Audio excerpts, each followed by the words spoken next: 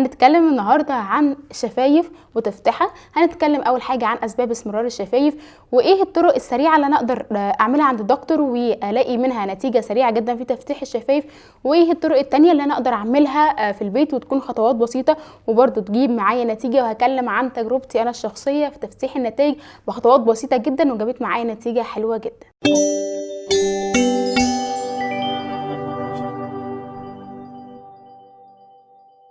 انا منى صبري ودي قناتي بنتكلم عن البشره والشعر والصحه العامه وكل المواضيع المهمه اللي بتطلبوها مني. ما تنسوش تدوسوا على زر الاشتراك لو انت اول مره تشوفوا القناه، وكمان تفعلوا زر الجرس علشان يوصلكم كل جديد من القناه اول باول. روحوا على الفيسبوك، على جروب الفيسبوك كمان والانستجرام، هتلاقوا حاجات كتيره مواضيع مهمه هتفيدكم جدا جدا. اسمرار الشفايف من المشاكل اللي 90% من علاجها اني اعرف السبب الاساسي واحط ايدي عليه وابطله، علشان الاسمرار ما يزيدش اكتر من كده، وكمان علشان لما اعالج ما يرجعش تاني الموضوع للاول. واغلبها عادات غلط احنا اللي بنعملها لنفسنا وبتسبب الاسمرار. ده ما يمنعش ان انا عندي جزء صغير كده جيني ووراثي انا مش هقدر اتحكم فيه. الناس اللي هي بتبقى بشرتها قمحي زي ما في عندهم في بشرتهم صبغه زياده مدياهم لون اغمق للبشره، هي كمان الصبغه دي بتكون موجوده في الشفايف ومديه لون شفايف مسمر شويه، فدي بتكون حاجه طبيعيه صعبه قوي ان انا هحولها لوردي. لكن بتكلم لو انا لون شفايفي مش موحد، لو انا عندي في الجوانب هنا اسمرار شويه عن اللون الطبيعي، ده اللي بالعادات اللي احنا هنحلها دي وبالطرق اللي انا هقولها دي هنحل مشكله خالص اسمرار الشفايف. واول خطا مهم جدا جدا وناس كتيره ما بتجيش على بالها وهو عدم استخدام واقي الشمس. بصوا يا جماعه، شفايف وتحت العين من المناطق اللي ناس كتير قوي بتهملها وما تحطش عليها واقي شمس، فاكرين لا ان هو للوش بس. طيب ما هي نفس الصبغه اللي موجوده في الوش لما بنتعرض للشمس بتسمر وبتزيد بتزيد يعني واحنا بنسمر، كذلك الصبغه دي موجوده في الشفايف. لما اتعرض للشمس بدون واقي شمس هي كمان الصبغه دي هتزيد وشفايفي هتكون لونها اغمق. علشان كده لازم احط واقي الشمس على الشفايف. مش هقول لك اصرفي وكلفي وهاتي نوع مخصوص، انا شخصيا بستخدم نفس النوع الطبي الكويس اللي بستخدمه بشرتي بحطه منه على الشفايف، ودي من الخطوات اللي هتفرق جدا معاكي. ده برده ما يمنعش ان في انواع تانية ليب بالم زبده شفايف مرطبه ومعالجه وبيكون فيها برده نسبه كويسه من الحمايه زي سيتافيل وسيباميد. لو معاكي البادجت اللي تكفي انك انت عايزه تستخدمي حاجه مخصوص ممكن تجيبيها، لو معكيش انا شخصيا بستخدم واقي الشمس العادي جدا. تاني اكبر سبب مهم هو الالتهاب. في ناس شفايفها بتبقى حساسه لدرجه ان حتى الأطعمة والحاجات اللي في الأكل العادي بيسبب لها التهاب بسيط ويعمل لها اسمرار. بصوا خلينا متفقين، ودايما بقعد أقول في كل فيديو أي التهاب في أي مكان، بشرة، جسم، مناطق حساسة، شفايف، هيقلب على طول لو ما تعالجش أو ما تلحقش باسمرار. فأنا أي حاجة تسبب التهاب في المنطقة دي هتعمل لي اسمرار. ده ممكن يبقى أكتر حاجة مشهورة هو الأكل اللي فيه الموالح، الأكل اللي فيه حاجات حراقة، طبعا الشيبسي، المخلل، الأسماك المملحة، العصاير، الليمون والبرتقال، والفواكه كمان اللي فيها نسبة ملح عالية. كل دي حاجات مع الناس اللي شفايفها حساسة بتسبب اسمرار وبتقلب معاها بالالتهاب. علشان كده ناخد بالنا واحنا بناكل ونحاول اللي احنا بناكله ما يلمسش شفايفنا بشكل كبير.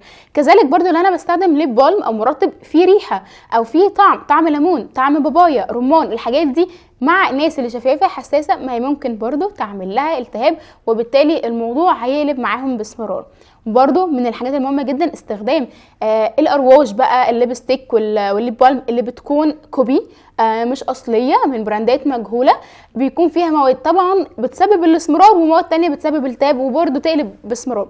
فانا بالنسبه لي لا تستخدميش الحاجات دي خالص، استخدمي حاجه بسيطه، لونه، حتى لونه اللي بتعمل لون في الصيدليه ب 8 جنيه، اماندا، الحاجات دي رخيصه بس معروف مصدرها ايه، معروف متصنعه من ايه. لو هتشتري ميك اب حاجه دراج ستور سعرها اصلا 40-50، بس ما تشتريش حاجه كوبي لبراند عاليه ب 20-30 جنيه، يبقى انت كده ما عملتيش حاجه وبتضر شفايفك جدا جدا. الجفاف كمان من الحاجات اللي بتسبب التهاب وبالتالي هتقلب باسمرار. كذلك عاده سيئه جدا ناس كتير بتعملها اللي هم بيلحسوا شفايفهم، فدي عاده غلط جدا جدا. السلايفا اللي بتخرج على الشفايف دي بتنشفها فبرضه هتقلب بجفاف، فالجفاف هيقلب بالتهاب وفي الاخر هنوصل برضه لاسمرار. وحل ده كله ايه؟ هنقوله اللي يخلينا ما نعملش الحاجات دي، هنقولها حاجات هتعودنا ان انا ما اعملش لعقل شفايفي كل شويه. برضه عندي السجاير من الاسباب اللي طبعا بتبقى واضحه لاي حد بيشرب سجاير قد ايه شفايفه بتبقى مسمره. هي بتحفز جدا انتاج الصبغه اكتر في المكان ده، وبترقق الجلد كمان بتاع الشفايف فبيبقى ظاهر عليه اي بهتان او اي اسمرار. طبعا لو في ولد او بنت مدخنين يحاولوا يقللوا من الموضوع ده جدا، لا مش عشان صحتهم، فعشان شكلهم ولون شفايف. الانيميا كذلك من الاسباب اللي ممكن صاحبها يكون ظاهر عليه شفايفه بتكون لونها مش ناضر مش مورد. كذلك نقص بعض الفيتامينز زي مثلا B12، وده برده ما يمنعش ان في بعض الامراض المزمنه وبعض الادويه اللي بيكون من اعراضها الجانبيه اسمرار الشفايف. طيب نعمل ايه؟ خلونا نبدا اول حاجه بالحلول السريعه اللي عند الدكاتره اللي اقدر اعملها وهلاقي نتيجه بسرعه جدا من غير مجهود. واولهم الليزر، بعض انواع الليزر او اجهزه الليزر زي مثلا الكيو سويتشد ليزر. بتبقى جلستين 3 والنتيجه بتستمر معاكي طالما انت محافظه عليها. رجعتي للعادات الغلط اللي انا لسه قايلاها النتيجه هتروح منك. تاني حاجه الحقن. الحقن هنا مش شرط ان هو بيكون فيلر ان هو يملى الشفايف، لا بيكون نسبه فيلر بسيطه بس تملى كده الخلايا بتاعه الجلد، بيكون فيها ميزوثيرابي يعني فيتامينات وبعض المواد اللي فعلا بتورد الشفايف شويه او بتفتح لونها شويه. وده غير تماما ايه التاتو. تمام، خلينا بس نتكلم اول عن الحقن. ده بيبقى برضو جلسه جلستين او مثلا جلسه وتعمليها فتره بتقعد معاكي نتيجتها شويه وترجعي تعيديها تاني، فالنتيجه برضو مش اللي هي دائمه، بس طول ما انت محافظه عليها بالعادات بتستمر معاكي فتره اطول، فالليزر طبعا هو الافضل. اما بقى حقن او التاتو ده بيحقنوا فيه صبغه لون احمر لون وردي كانك حاطه ميك اب على طول، ده غلط تماما، انت بتحقني لون في جلدك، فانا ضد الموضوع تماما ومن اخطر الحاجات اللي ممكن اي حد يعملها. طيب انا بقى شخصيا لا رحت للدكتور ولا عملت ليزر ولا اي حاجه، الحمد لله شويه خطوات كده استمريت عليها لقيت نتيجه كويسه. كان عندي شويه اسمرار في الجوانب هنا راحت، لون الشفايف بشكل عام بقى افتح الحمد لله وبقى لونه كويس عن طريق حاجتين التزمت بيهم وحاجتين بعدت عنهم. الحاجتين اللي التزمت بيهم اول حاجه الواقي الشمس زي ما قلت لكم مهمه جدا، هيمنع شفايفي اصلا انها تسمر وبالتالي واحده واحده لونها هيفتح. تاني حاجه مستمريه عليها وملتزمه بيها هي الترطيب الدائم. كل يعني مش هقول لكم ايه، كل ساعه اقل حاجه، طول ما انا مثلا ماشيه في البيت كل ما اعدي كده ناحيه اوضتي على طول بزيت الشفايف ارطب، خارجه باخد معايا مرطب، كل وقت بعد الاكل بعد الشرب كل ما تفتكري رطبي. في الاول هتلاقي الموضوع رخم بس بعد كده تعودي عليه يبقى سهل قوي. ده كله هيمنع اساسا يحصل جفاف، هيمنع انك كل شويه تحاولي انك تلحسيها، هيمنع حاجات كتير قوي، هيمنع انك مثلا يكون ملتصق عليها اي مواد تسبب الالتهاب. ترطيب بابسط حاجه واي حاجه عندك.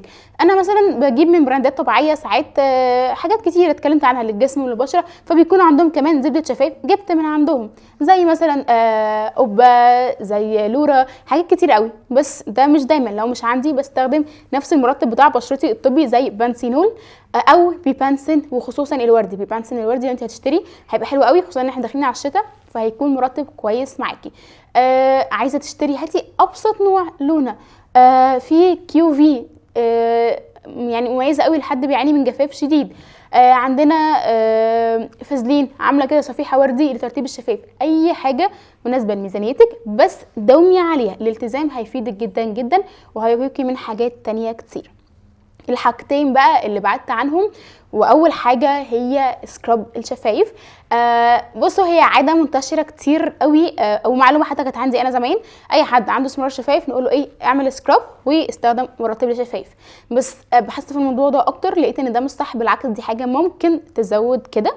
مش صح لان ببساطه الطبقه الخارجيه بتاعه الشفايف ارق بكتير من البشره ومن الجلد والجسم بشكل عام، وبالتالي السكراب او الفرك هو ما فيش جلد مات عشان يتشال، او الجلد اللي هيتشال مش هيديكي فرق اللون اللي انت متخيلاه زي ما بتعملي سكراب لوشك او جسمك. فالتقشير في الشفايف مش مفيد اطلاقا باي شكل من الاشكال. خلينا نتكلم في النقطه الثانيه ان كمان المواد بقى اللي انا بستخدمها في التقشير ده، اغلب الناس تعمل سكراب مثلا ليمون وسكر. الليمون بيعمل التهابات اتفقنا فهيعمل لي اسمرار، السكر والحاجات الخشنه دي ممكن تعمل مع الاستمرار جروح كده بسيطه في الشفايف، فبتكسر الكولاجين اللي فيها وفي نفس الوقت بتسبب لها جفاف. حتى ممكن تلاحظوا انكم بعد ما تعملوا السكراب شفايفكم بتنشف شويه، فده بيعمل جفاف وبيعمل التهاب وبيعمل اسمرار. فدي اول حاجه انا وقفتها. بقالي اكتر من سنه ما بعملش سكراب لشفايفي خالص، والحمد لله حسيت ان انا مش محتاجاه، وحسيت ان لا حاله شفايفي بتتحسن لاحسن. وتاني حاجه وقفتها حذرتكم منها من شويه هي اني ما بقتش استخدم اي روج او اي ليب بالم مش ماركه او مش براند او مش حاجه طبيه. والله في حاجات رخيصه كتير، مش شرط اشتري حاجه غاليه، في حاجات دراج ستور ب50 وب40 وب60، وفي ليب بالم ب8 وب10 وب12 وحاجات طبيه. بس نبعد تماما عن اي حاجه مش طبيه او اي حاجه مش ماركه انا عارفه مكوناتها ايه. اخر خطوه عملتها دي زياده ما كنتش عاملاها يعني قصدها، وهي استخدام الديرمابان. انا كنت في مره بعمل اول مره خالص اجرب الديرمابان، لقيت السيرابست اللي بتعمل لي عملت لي على شفايفي كمان، ولاحظت بعدها ان لونها بقى وردي وبقى احسن، والدوره الدمويه كانت بتجري فيها. فبقيت معتمده الحركه دي، كل ما اعمل لبشرتي اروح على طول عامله عليها، وبستخدم مع نفس السيرم اللي بستخدمه لبشرتي، مش حاجه مختلفه يعني او مخصصه. ولقيت الحمد لله النتيجه حلوه، زودت معايا او سرعت معايا ان انا اشوف النتيجه بتاعه الخطوات اللي فاتت. فالموضوع ليكم اول حاجه لازم الاسباب نمنعها، كل الاسباب اللي قلتها دي نحاول نتجنبها تماما. تاني حاجه لو انت عايزه نتيجه سريعه روح على الدكتور نعمل ليزر او حقن. تاني حاجه ممكن نلتزم الخطوات دي وبالراحه وصبرا، طالما في تقدم ونتيجه خلاص استمري عليها والتزمي بيها هتلاقي منها نتيجه كويسه. طيب سؤال دايما بيتسالني بقى يا دكتور، طب هل مفيش كريمات تفتيح مخصصه للشفايف؟ هقول لكم الفكره في ايه. المنطقه دي حساسه جدا، اغلب المكونات اللي موجوده في كريمات التفتيح جربوا شويه لقوا ان هي ممكن تعمل التهابات اكتر ما تفتح، تبقى قويه على الشفايف، فممكن تعمل التهابات وتعمل اسمرار اكتر من انها تفتح الشفايف. فانا شخصيا ما شفتش في مصر خالص حاجه كده، ممكن يكون في بره، ممكن يكون في حاجه انا مش عارفاها برده، لو ما عنديش المعلومه حد يقول لي، بس ما فيش كريم مخصص لتفتيح الشفايف. هتلاقوا البراندات المعروفه بتعمل حاجه اسمها ليب كير، عنايه بالشفايف، يعني حاجه تعمل نضاره، تعمل ترطيب، تعالج لو في تشققات. من افضلهم زي لاروش سيكا بلاست وزي افين كولد، هم بيرمموا الشفايف وبيعتنوا بيها وبيهتموا بيها وبيرطبوها، لو فيها مشاكل مع الاستمرار هتفتح للونها الطبيعي، لكن مفيش كريم مخصص هقولك عليه لتفتيح الشفايف. كده يكون فيديو النهارده خلص، يا رب يكون عجبكم واستفدتم منه. متنسوش بقى اللايك والشير والسبسكرايب، وروحوا على الفيسبوك والانستجرام هتلاقوا لينكاتهم تحت. اشوفكم الفيديو الجاي على خير ودمتم حلوين وفاهمين، والسلام عليكم ورحمه الله وبركاته.